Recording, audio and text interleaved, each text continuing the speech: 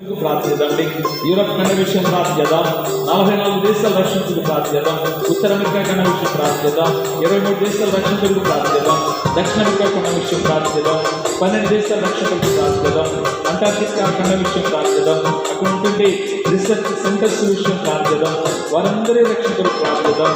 క్రైస్తవేతర దేశాలు పరిపూర్ణ సువార్తికరణ జరిగినట్లుగా ప్రార్థిద్దాం.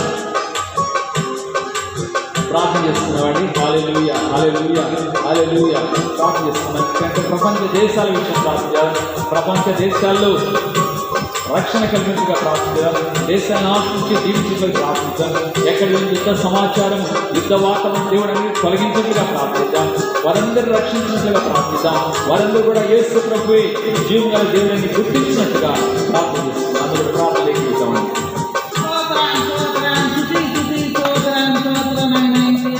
తండ్రి కుమార పరిశుద్ధాత్మ దేవా యేసయ్యా స్తుతి స్తోత్రం సర్వ